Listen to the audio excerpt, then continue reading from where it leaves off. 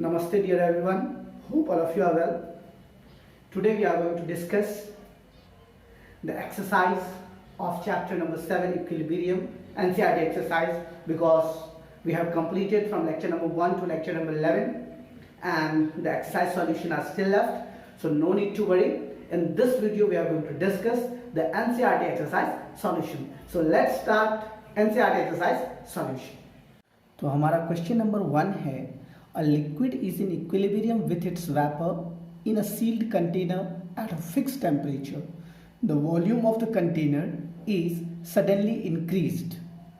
What is the initial effect of the change on the vapor pressure? How do the rates of evaporation and condensation change initially? What happens when equilibrium is restored finally? And what will be the final vapor pressure? तो सबसे पहले आपको question को समझना है। एक liquid है जो इक्विलिब्रियम स्टेट में है, वेपर और लिक्विड जो कंटेनर में फिक्स टेम्परेचर पर है, उसका वॉल्यूम जो है कंटेनर में सडनली बढ़ जाता है। जैसे ही आप इनिशियल इफेक्ट उसमें देखोगे कि वेपर प्रेशर में क्या हो रहा है, तो वो आपको पता करना है कि आखिर वेपर प्रेशर में first which type of changes are occurring, and second उसका जो रेट्स ऑफ इवापोरेशन है या कंडेंसेशन इनिशियली कैसे चेंज होता है, and the third thing what happens when equilibrium is restored finally and what will be the final vapour pressure. तो ये आपका क्वेश्चन है, and the answer is on increasing the volume of the container the vapor pressure will initially decrease because the same amount of vapor pressure are now distributed over a large space. सबसे पहले आपको पहला question था कि भाई initial में किस type का इफेक्ट होगा वेपर प्रेशर के साथ। तो जैसे आप वॉल्यूम को जैसे वॉल्यूम इंक्रीज होगा तो क्या होगा कि वेपर प्रेशर घटेगा। पहले तो वो वेपर घटेगा क्योंकि same amount of vapour pressure पूरे एरिया में स्प्रेड है। दूसरा क्वेश्चन था आपका, how do the rates of evaporation and condensation initially change, starting में किस तरह से चेंज होगा। जैसे आप वॉल्यूम कंटेनर का वॉल्यूम बढ़ाओगे तो इवापोरेशन डेफिनेटली है बढ़ेगा, तब जो है आपका वॉल्यूम भी बढ़ रहा है। तो स्टार्टिंग में because now more space is available as the evaporation increases, so amount of vapour per unit volume decreases on increases the volume, therefore the rate of condensation will decrease initially। सीधा सीधी दिमाग में रखना है कि भाई evaporation होगा तो भाई ऊपर की तरफ जाए। जैसे पानी को आप या किसी भी चीज़ को मिल्क को बॉईल करते हो, तो मिल्क को बॉईल करते हो तो क्या होता है, जैसे बॉईल होता है तो वो ऊपर की तरफ जितना बड़ा उसका यूटेंसिल्स रहता है उसकी तरफ वो जाता है, और जैसे ही हम लोग कूलिंग करते हैं तो वापस वो घट जाता है, राइट। तो वही चीज़ है। एंड थर्ड क्वेश्चन था, what happens when equilibrium is restored finally and what will be the final vapour pressure. तो सबसे पहले finally equilibrium will be restored when the rate of the forward and backward process becomes equal, however the vapour pressure will remain unchange because it depends upon the temperature and not upon the volume of the container. तो ये था हमारा पहला question. अब हम लोग बढ़ते हैं क्वेश्चन नंबर 2 की तरफ। What is the constant concentration for the following reaction in the state of equilibrium. यहाँ पर एक रिएक्शन दिया है, सल्फर डाइऑक्साइड को अगर ऑक्सीजन से मिलाएंगे तो सल्फर ट्राइऑक्साइड मिलेगा। सल्फर डाइऑक्साइड का कंसंट्रेशन 0.6 मोलैरिटी, ऑक्सीजन का 0.82 और सल्फर ट्राइऑक्साइड का 1.90। तो हम लोगों को पता होता है, याद रखना है आप लोगों को कि concentration constant is equal to concentration of product upon concentration of reactant, और उसके बाद मैंने आपको बताया जितना नंबर ऑफ मॉलिक्यूल्स है वो एक्सपोनेंट हो जाता है। तो यहाँ पर आप देख लीजिए कि मतलब प्रोडक्ट साइड में सल्फर ट्राइऑक्साइड जो है उसके साइड में 2 मॉलिक्यूल्स है, तो वो 2 का मतलब हो गया जो भी उसका मोलैरिटी या कंसंट्रेशन होगा उसका 2 टाइम्स मल्टीप्लाई करना है। तो बिल्कुल उसी तरह से यहाँ पे देख लीजिए कंसंट्रेशन कांस्टेंट जो है sulphur trioxide to the power 2 upon sulphur dioxide to the power 2 and oxygen. तो जो वैल्यू हमें दिया हुआ था क्वेश्चन में हमने वैल्यू को पुटअप कर दिया, 1.9 into 1.9 upon 0.6 into 0.6 into 0.82। Final answer हमारा है 12.229 पर मोलैरिटी, दैट इज 12.229 लीटर पर मोल। तो ये था हमारा क्वेश्चन नंबर 2। क्वेश्चन नंबर 3 है हमारा, at a certain temperature and total pressure of 10 to the power 5 pascal iodine vapours contain 40% by volume of iodine atoms in the equilibrium. यहाँ पे देख लीजिए जैसे आयोडीन जो है वो कन्वर्ट होगा 2i के रूप में, तो आपको क्या करना है, यहाँ पर concentration constant for the equilibrium निकालना है। तो यहाँ पर जो हमारा क्वेश्चन था, टोटल प्रेशर 10⁵ पास्कल दिया हुआ है क्वेश्चन में, पार्शियल प्रेशर निकालेंगे। तो सबसे पहले यहाँ पर पार्शियल प्रेशर आयोडीन का 40/100 × 10⁵। अब आप पूछोगे कि सर ये क्या है 40/100, पूछ सकते हो आप। अगर आपको पता होगा then no need to ask, since here partial pressure की बात करते हैं तो पार्शियल प्रेशर में हम लोगों को याद होगा, आप लोगों को अगर फॉर्मूला, अगर पार्शियल प्रेशर का याद है formula then it's very easy. अगर नहीं याद है तो एक बार अपनी बुक को टर्न कर लेना, वहाँ पे दिया होगा कि टोटल प्रेशर और number of atoms and molecules वाला। तो यहाँ पर उसी के आधार पर हमने 40/100 × 10⁵ पास्कल, दैट इज 0.4 × 10⁵ पास्कल। और अगर आयोडीन एटम्स का था और मॉलिक्यूल्स का निकालोगे तो 60/100 × 10⁵, that is 0.6 × 10⁵ pascal. Iodine gas जो है हमारा आयोडीन से 2i होता है, तो 0.6 × 10⁵ पास्कल, 10⁵ पास्कल से 0.4 × 10⁵ पास्कल, P1² तो P1 का स्क्वायर क्यों होगा, कंसंट्रेशन यहाँ पे 2 मॉलिक्यूल्स है प्रोडक्ट का, इसीलिए 2 से मल्टीप्लाई कर दिया यहाँ पर 2 मतलब 0.4 × 0.4 × 10⁵ × 10⁵ अपॉन 0.6 × 10⁵। तो फाइनल वैल्यू आपका आएगा 2.67 × 10⁴ पास्कल। चलते हैं हम लोग क्वेश्चन नंबर 4 की तरफ। Right the expression for the equilibrium constant for each of the following. अब ये सारे क्वेश्चंस है, इसका इक्विलिब्रियम आपको कांस्टेंट लिखना है। तो हम जानते हैं कि इक्विलिब्रियम कांस्टेंट लिखने के लिए कुछ नहीं, बस सीधा सीधी concentration of product upon concentration of reactant. खाली याद क्या रखना है, जितने नंबर ऑफ आइटम्स या मॉलिक्यूल जो भी होंगे उसको एक्सपोनेंट के रूप में हमें, चाहे वो रिएक्टेंट साइड में हो या प्रोडक्ट साइड में। तो ये हमारा था क्वेश्चन नंबर 4। होप आप लोगों को समझ में आ रहा होगा। अब चलते हैं हम लोग क्वेश्चन नंबर 5 की तरफ। क्वेश्चन नंबर 5 है, find the value of concentration constant for each of the following equilibria from the value of के। यहाँ पर के की वैल्यू दिया हुआ है, केपी और केसी जो वैल्यू, जो फॉर्मूला वाला था हमारा, जो मैंने आपको बताया भी था केपी और केसी के बीच में रिलेशन भी। तो यहाँ पर केपी का वैल्यू दिया हुआ है, आपको केसी का वैल्यू निकालना है। 2 क्वेश्चन है, 2NOCl से 2NO + Cl2 और CaCO3 से CaO + CO2। केपी का वैल्यू 1.18 × 10⁻² एटमॉस्फेरिक एट 500 केल्विन और केपी का वैल्यू है 167 एटमॉस्फेरिक एट 1073 केल्विन। तो हम लोग जानते हैं यहाँ पर केपी और केसी का जो रिलेशन है, Kp is equal to Kc RT⁴ ΔNg। The value of Kc can be calculated. यहाँ पर ये जो इक्वेशन दिया हुआ है, केपी का वैल्यू दिया हुआ है, बस ΔNg निकाल देना है। ΔNg निकालने के बाद हमें केसी की वैल्यू, तो ΔNg नंबर ऑफ मोल्स जो है 3 - 2 दैट इज 1। आर जो है universal constant 0.0821 litre atmospheric per kelvin per mole, temperature 500 kelvin, plus value put up कर दीजिए केसी का। KC is equal to KP upon RT⁴ ΔNg, जो हमने वैल्यू पुटअप किया। Final answer 4.4 × 10⁻⁴ mole per litre. Calcium carbonate का क्या हो जाएगा, बस same formula KP upon RT⁴ ΔNg। तो केपी का वैल्यू 167 है, RT कांस्टेंट है 0.0821 और टेम्परेचर 1073 था।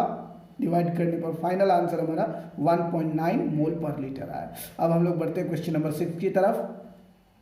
For the following equilibrium K is equal to 6.3 × 10⁻14 at 1000 kelvin. तो ये रिएक्शन है आपका NO + O3 is equal to NO2 + O2। Both the forward and reverse reaction in the equilibrium are elementary biomolecular reaction. What is the concentration constant for the reverse reaction? क्या हो जाएगा reverse reaction का, तो आपको पता है Kc is equal to 1/Kc। Kc का value दिया हुआ है 6.3 × 10⁻14, 1/6.3 × 10⁻14 से डिवाइड करोगे 1.59 × 10⁻15। क्वेश्चन नंबर 7 है हमारा, explain why pure liquids and solids can be ignored while writing the value of equilibrium constant। क्यों इग्नोर किया जाता है, क्योंकि molar concentration of fine solid और liquid is independent of the amount present.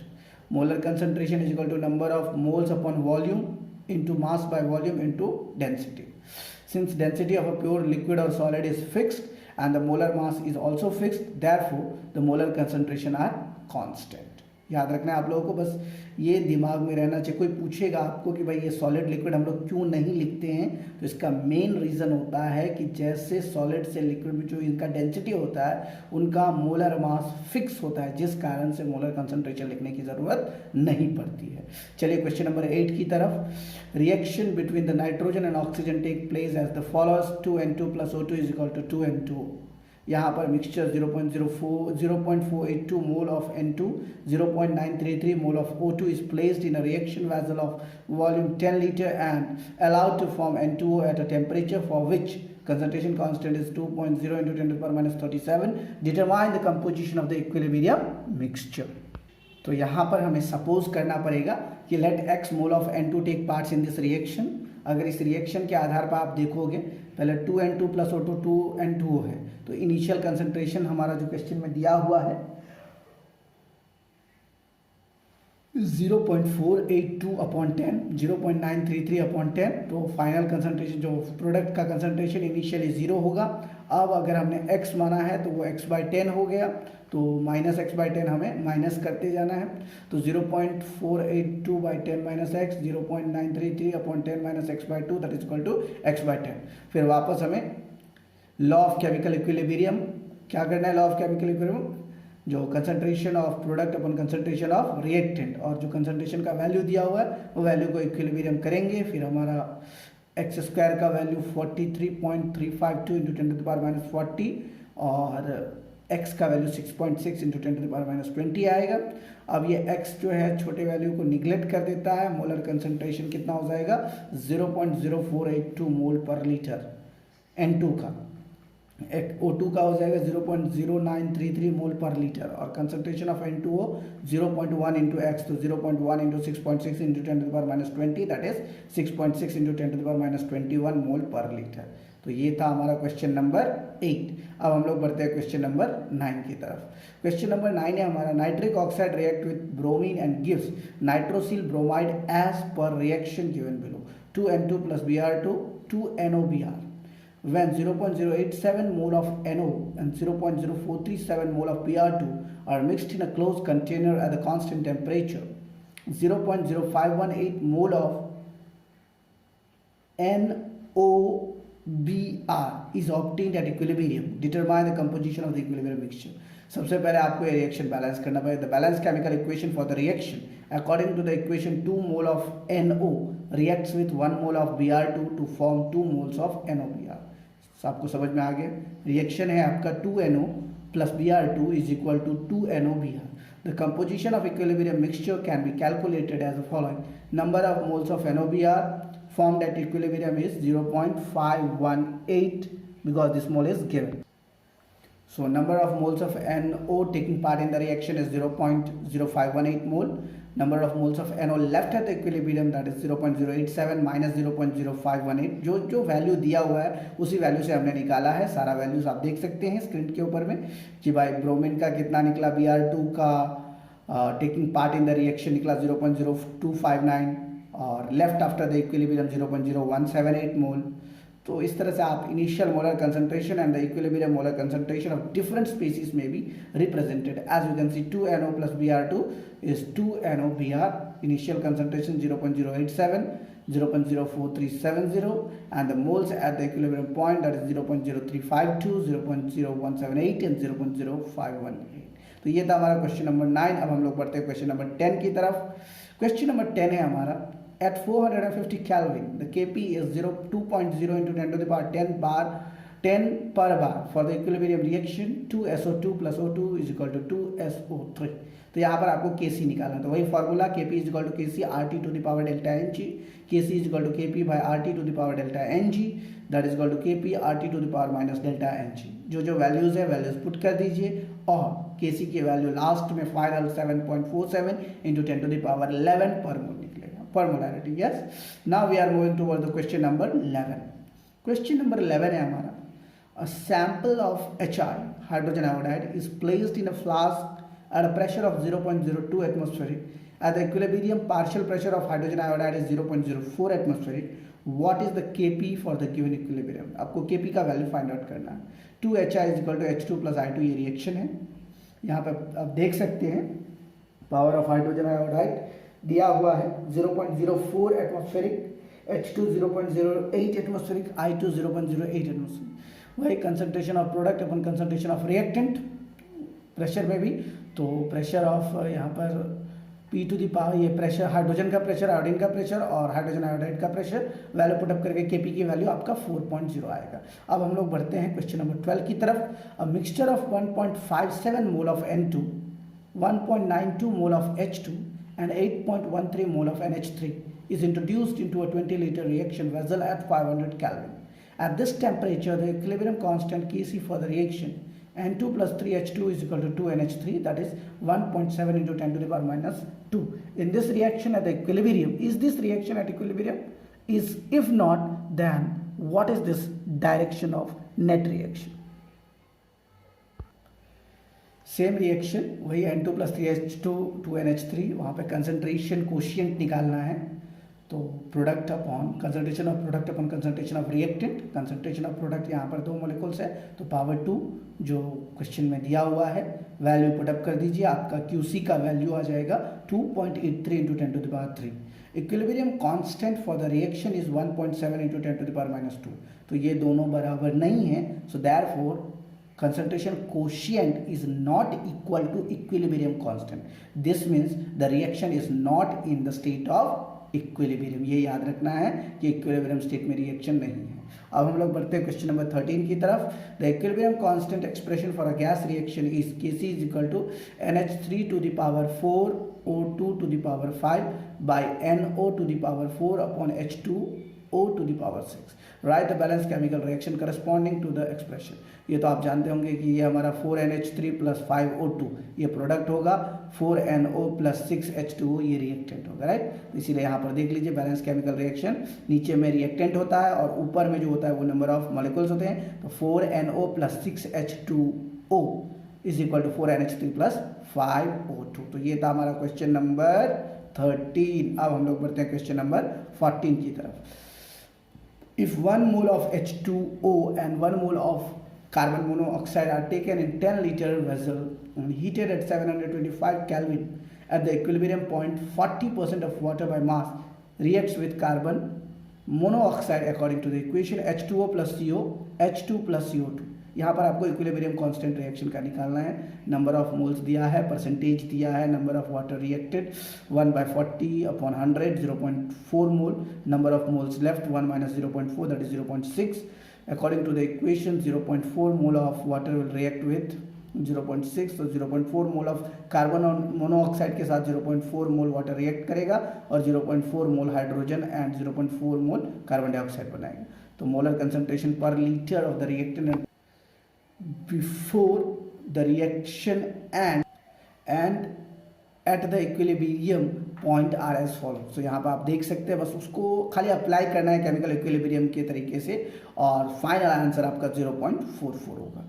चलिए बढ़ते हैं क्वेश्चन नंबर 15 की तरफ। क्वेश्चन नंबर 15 है हमारा, what is the equilibrium constant of each of the substance in the equilibrium when the initial concentration of ICl was 0.78 m। तो ये reaction आप देख लीजिए, इजीली है बिल्कुल। आप दिमाग वैसे खाली इतना ही याद रखना है, जो फॉर्मूला मैंने आपको सिखाया था उसी फॉर्मूला के ऊपर में बस बिठा देना है, इजीली आपका आंसर निकल जाएगा। So here we have to just suppose that the molar concentration equilibrium of both iodine and chlorine is x mole per litre and initial concentration it was given that 0.78 molarity. पहले तो आपको reaction लिख देना है, 2 ICl gives I2 plus Cl2, इनिशियल 0.78 product side में, final में product side में XX और यहाँ पर 0.78 माइनस 2x। तो आप जानते हैं कंसंट्रेशन कांस्टेंट क्या हो जाएगा, concentration of product upon concentration of reactant x into x upon 0.78 minus 2x का होल स्क्वायर, राइट।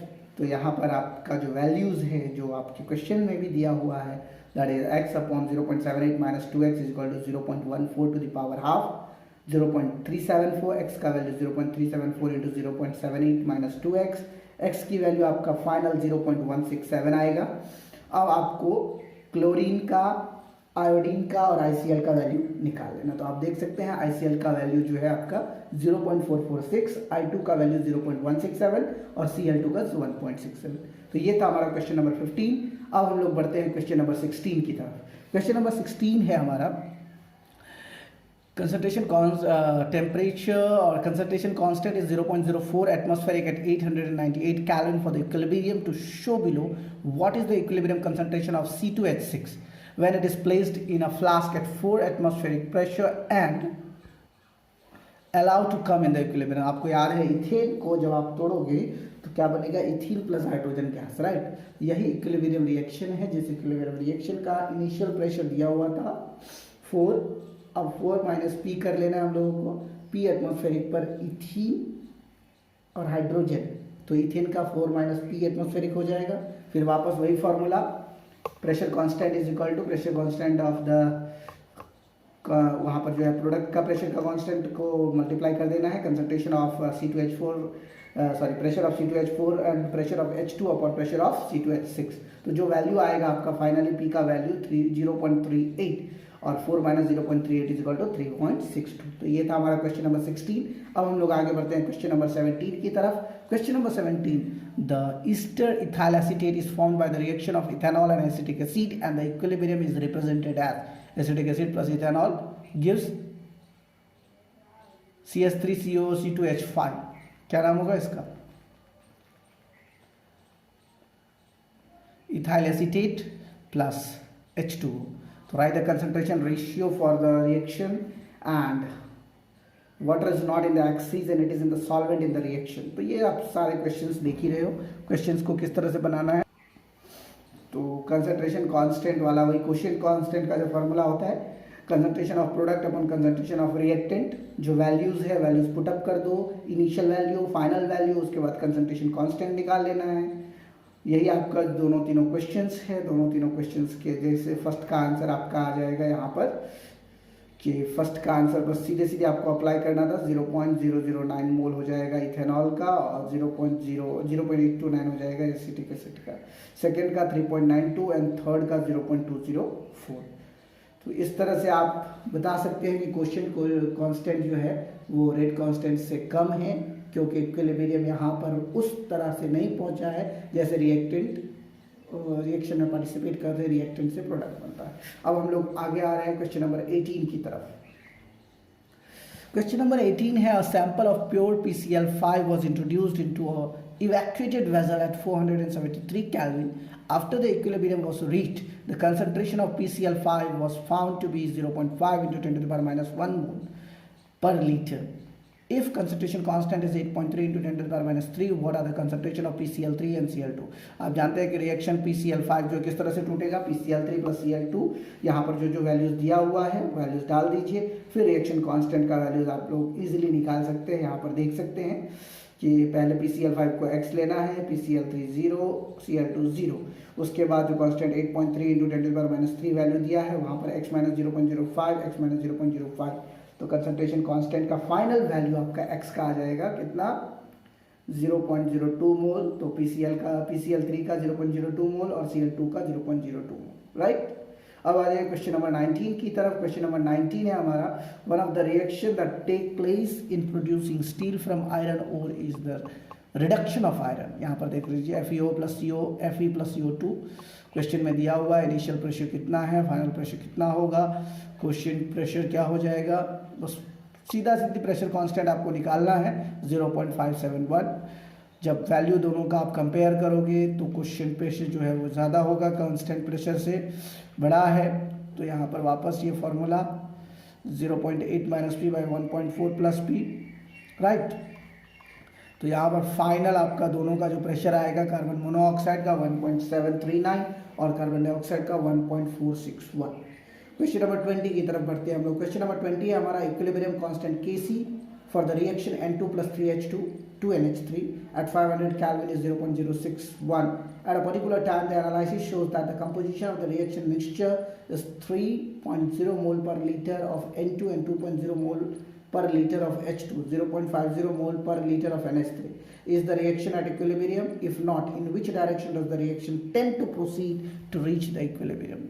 बिल्कुल वही सेम क्वेश्चन है अमोनिया वाला, N2 plus 3H2 2NH3 data दिया हुआ है, क्वेश्चन कांस्टेंट का वैल्यू पुटअप कर देना है, फाइनल आंसर 0.104। पूछ रहा था किस डायरेक्शन में होगा, राइट। QC Kc से छोटा है, तो रिएक्शन जो है इक्विलिब्रियम स्टेट में नहीं पहुंचा है, तो डेफिनेटली ये फॉरवर्ड डायरेक्शन में होगा। जब Qc Kc के बराबर हो जाएगा तब जाकर के इक्विलिब्रियम, राइट।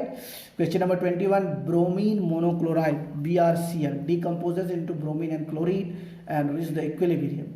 अब यहाँ पर वापस वही है, एक्स मॉलिक्यूल ले लेना है, इक्विलिब्रियम कितने कंसंट्रेशन पर रीच करता है, तो एक्स मॉलिक्यूल ले लीजिए, राइट। तो यहाँ पर देख लीजिए ब्रोमीन क्लोराइड Br2 + Cl2 किस तरह से अप्लाई किया गया, केमिकल इक्विलिब्रियम कांस्टेंट, और आपका फाइनल वैल्यू मोलर कंसंट्रेशन का 0.0033 - 0.03 that is 3 × 10⁻⁻⁴ mole per litre. अब आ जाइए क्वेश्चन नंबर 22 की तरफ। At 1127 Kelvin and 1 atmospheric pressure, a gaseous mixture of carbon monoxide and carbon dioxide in equilibrium with the solid carbon dioxide has 90.55% carbon monoxide by mass। वही आपको rate constant निकालना है, कुछ नहीं करना है बच्चों, बस जैसा मैंने सिखाया है फॉर्मूला को पुटअप कर दीजिए। जो जो वैल्यूज दिया हुआ है, वैल्यूज पुटअप करने के बाद आप easily number of moles, pressure constant 2 step में आप निकाल सकते हैं। फाइनल वैल्यू आपका कंसंट्रेशन कांस्टेंट का 6.46 होगा। 23 है N2 + ½ O2 NO2। हाँ, गिब्स फ्री एनर्जी दिया हुआ है, राइट। क्या कैलकुलेट करना है आपको, कैलकुलेट करना है equilibrium constant for the formation of NO2 and NO and O2 at 298 kelvin. तो गिब्स फ्री एनर्जी का जो फॉर्मूला है वो फॉर्मूला को पुटअप कर दीजिए, ΔG = ΔG - ΔGF, राइट। जो वैल्यू आया फिर उसके बाद Kc का वैल्यू निकालना है, तो Kc का वैल्यू क्या होता है, ΔG = -2.303 RT log K, तो log K का वैल्यू ΔG - ΔG / 2.303 RT। बस फॉर्मूला पुटअप कीजिएगा, Kc का value NT log 6.314 that is 1.36 × 10⁻6 आ जाएगा। अब आ जाइए क्वेश्चन नंबर 24 की तरफ। क्वेश्चन नंबर 24 है हमारा कि does the number of moles of reaction products increases, decreases or remain the same when each of the following equilibria is subjected to a decrease in pressure, BP increases or increasing the volume। यहाँ पर 3 question है, आपको बताना है कि क्या होता है। PCl5 Cl3 और Cl2 में कन्वर्ट होता है। Pressure will increase in the forward reaction and number of moles of product will increase. Definitely आप जानते हैं कि अगर प्रेशर बढ़ाओगे तो नंबर ऑफ मोल्स बढ़ेगा। Pressure will increase in backward direction, यहाँ पर देखिए ये दोनों मिलकर के कैल्शियम कार्बोनेट बनता है, तो बैकवर्ड डायरेक्शन में बढ़ेगा, राइट। नंबर ऑफ प्रोडक्ट्स जो है घटेगा। तीसरा है आपका Fe + 4H2 Fe3O4 + 4H2। The change in pressure will have no effect on the equilibrium constant and there will be no change in the number of moles। तो ये था आपका क्वेश्चन नंबर 24। अब आ जाइए क्वेश्चन नंबर 25 पर। Which of the following reaction will get affected by increase in pressure? Also mention whether the change will cause the reaction will go in right or left direction। मतलब आपको बताना है forward या backward direction में जाएगा। Only those reaction will be affected by increasing the pressure in which the number of moles of the gaseous reactant and products are different। सही बात है, दोनों का जो डिफरेंट होगा उसमें इफेक्ट करेगा। The exception reaction will remain the same। The file reaction will get affected by increasing the pressure। First the reaction will go through, मतलब यहाँ पर बैकवर्ड से फॉरवर्ड रिएक्शन की तरफ जाएगा। The reaction will go through the right, मतलब backward से forward, keeping in the mind increasing in the pressure will affect the equilibrium because Np = Nr = 3। यहाँ पर ये सारी वैल्यूज को आपको पुटअप करना है और उस तरह से बताना है कि वह प्रेशर इंक्रीज करेगा या डिक्रीज करेगा। चलिए क्वेश्चन नंबर 26 की तरफ हम लोग चलते हैं। क्वेश्चन नंबर 26 है हमारा H2 + Br2 = 2HBr। तो यहाँ पर हाइड्रोजन और ब्रोमीन को मिला करके आप देख लीजिए, Kp का वैल्यू दिया हुआ है KcRT⁴ तो वहाँ से वैल्यू पुटअप कीजिए और उसके बाद Kp का वैल्यू निकाल, मतलब प्रेशर कांस्टेंट, तो वो आपका P²/4/10 - P²। फाइनल आंसर आपका 10 बार आएगा। किसका? HBr का प्रेशर 10 बार और हाइड्रोजन का प्रेशर 0.025 बार और ब्रोमीन का प्रेशर 0.025 बार। अब आ जाए क्वेश्चन नंबर 27 की तरफ। Hydrogen gas is obtain from the natural gas by partial oxidation with the steam as per the following endothermic reaction. देख लीजिए endothermic reaction CH4 plus H2O CO plus 3H2। Expression में आप बता सकते हैं Kp की वैल्यू क्या होगा। Kp इक्विलिब्रियम मिक्सचर जो है प्रेशर इंक्रीज करने पर इफेक्ट करेगा। Increase the pressure, increasing the temperature and using a catalyst. क्या सब होगा आप बता सकते हैं इजीली। ये आपका Kp का वैल्यू हो गया, concentration of product upon concentration of reactant. By increasing the pressure, the number of moles per unit volume will increase. In order to decrease the same, the equilibrium gets shifted towards the left in the backward direction. As a result, more of the reactants will be formed and the value of Kp will decrease. तो इस तरह से आप बता सकते हैं कि temperature बढ़ने पर ली-चैटरलीज principal, the forward reaction will be favored and it is endothermic. Therefore, the equilibrium gets shifted towards the right and the value of Kp will increase. The addition of catalyst will not change equilibrium since it influences both the forward and backward reaction. So the same extent, but it will attain the more quickly. So that was 27. 28 पे आ जाइए.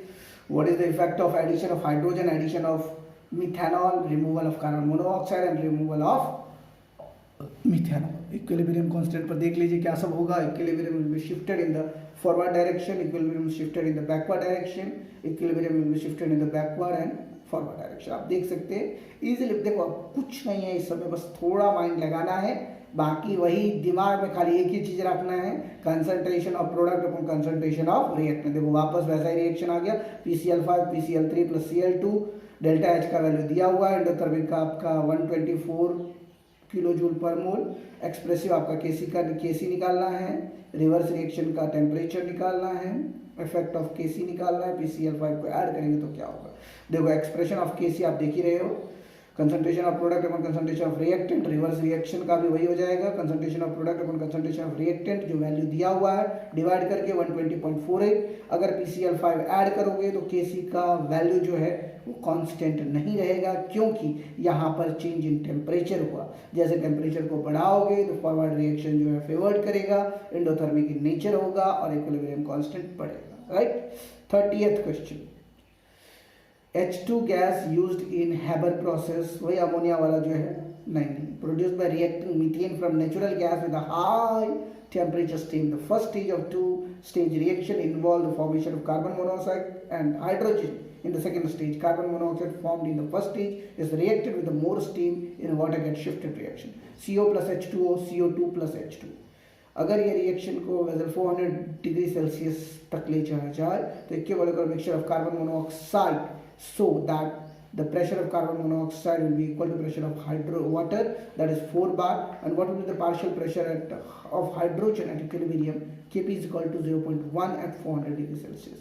तो ये partial pressure वाला जो formula है put up कर दीजिए, पहले रिएक्शन लिख लीजिए, CO plus H2O, CO2 plus H2, 4 बार प्रेशर यहाँ पर दे दीजिए, यहाँ पर 0 0, इसका फिर P लिखिए, 4 माइनस P, Kp का फॉर्मूला वही, concentration of product upon concentration of pressure of product upon pressure of reactant, formula put up करने से जो वैल्यूज आया 0.96 बार।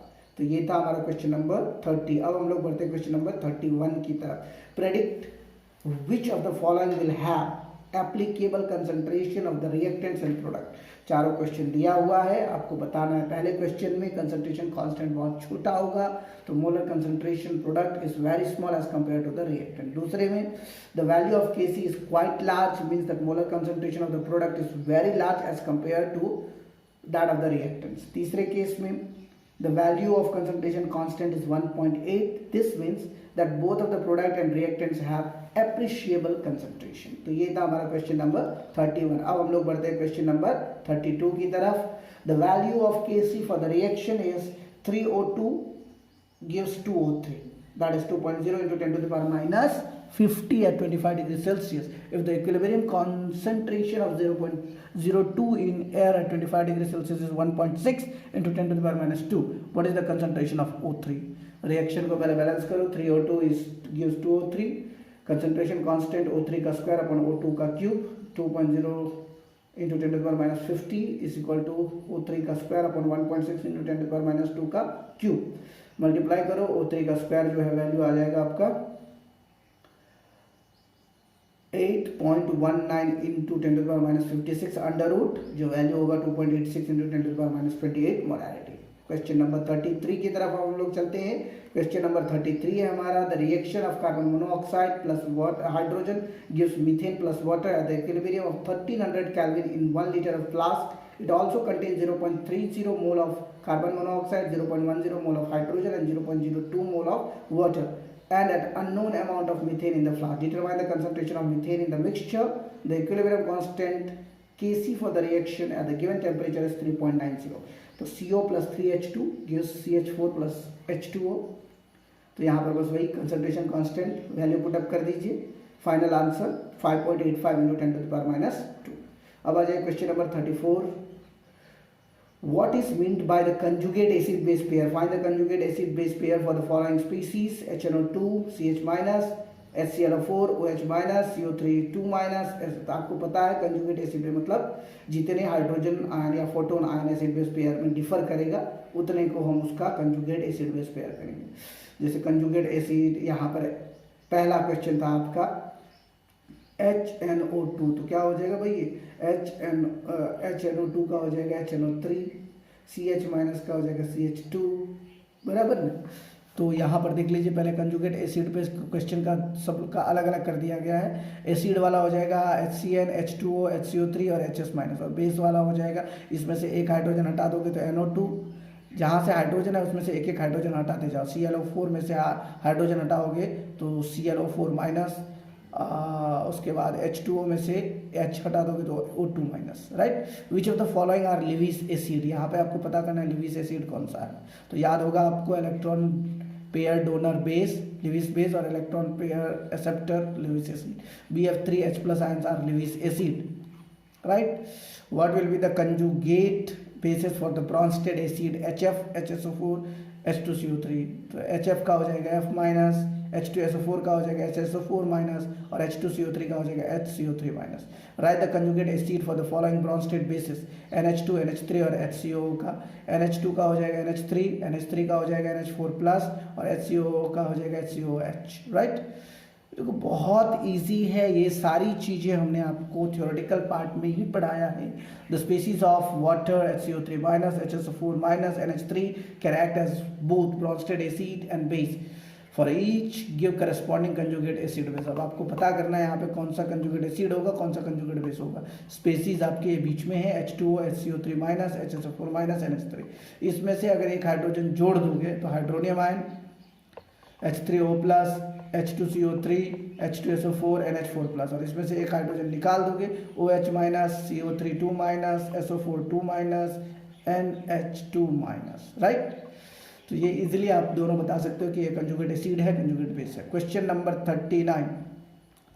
Classify the following species into the Lewis acid and Lewis bases and show that this can act as Lewis acid base both. सही बात है, hydroxide में H डालोगे water हो जाएगा, F में H डालोगे HF हो जाएगा, H प्लस में फिर तुम OH डालोगे तो H2O हो जाएगा, या H डालोगे तो H2 हो जाएगा। BCl3 में क्या होगा, तो आपको बताना है कि ये भाई लिविस एसिड है कि लिविस, मतलब जो इलेक्ट्रॉन पेयर एक्सेप्ट करेगा वो एसिड, जो डोनेट करेगा वो बेस। जैसे मान लो OH minus ion can donate a lone pair of electrons, so it will be Lewis base.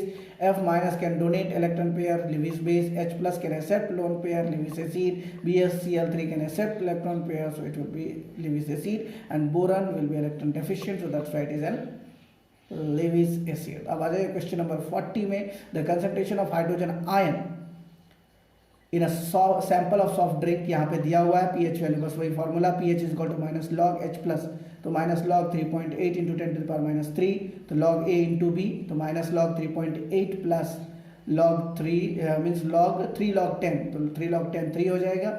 इसमें से 3.8 का लॉग का वैल्यू माइनस करोगे 2.42। 41 वैल्यू है the pH of a sample of vinegar 3.76, concentration of hydrogen ion minus log H plus और log H plus. pH value दिया हुआ है, एंटी लॉग का वैल्यू पुटअप करोगे यहाँ पे 1.74 into 10 to the power minus 4। 42 question, the ionization constant of hydrogen fluoride HCOH and HCN at 298 Kelvin are is 6.8 into 10 to the power minus 4, 1.8 into 10 to the power minus 4, and 4.8 into 10 to the power minus 9. Calculate the ionization constant of the corresponding conjugate base. तो यहाँ पर आप देख लीजिए जो value पुटअप्स करना है और फाइनली आपको वैल्यू सबका बता देना है के ए क्या होगा, के बी का वैल्यू क्या होगा, जो मैंने आपको थ्योरेटिकल पोर्शन में पढ़ाया भी था। अब आ जाइए 43 क्वेश्चन नंबर पर। The ionization constant of phenol जानते हैं C6H5OH दिया हुआ है। Phenolate ion 0.05 m, solution of phenol. Degree of ionization आपको निकालना है यहाँ पर 0.01 मोलैरिटी इन सोडियम फिनोलेट।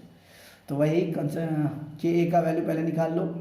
के ए का वैल्यू निकालने के बाद आपका उस फॉर्मूला पे पुटअप करना है और अल्फा का वैल्यू, डिग्री ऑफ डिसोसिएशन जो होता है, अल्फा का value 10 to the power minus 8 निकलेगा। 44th क्वेश्चन है हमारा। The first ionization constant of H2S is 9.1 into 10 to the power minus 8। Concentration of HS minus ions का निकालना है जो 0.1 m solution, and how will this concentration will be affected if the solution is 0.1 mole in HCl also. If the second dissociation constant of H2S is 1.2 into 10 to the power minus 13, calculate the concentration of S2 minus under both the condition. बस H2S को dissociate करोगे, H plus HS minus 0.1 molarity दिया हुआ है, final 0 होगा। जब X लोगे तो 0.1 minus X, that is approximately 0.1। फिर के A का वैल्यू निकालोगे 9.1 into 10 to the power minus 8, X का वैल्यू निकालोगे 9.54 into 10 to the power minus 4। अब दोनों के प्रेजेंस में जब निकालोगे के A का वैल्यू हो जाएगा आपका 9.1 into 10 to the power minus 8, value put up करने पर Y का value 9.1 into 10 to the power minus 8।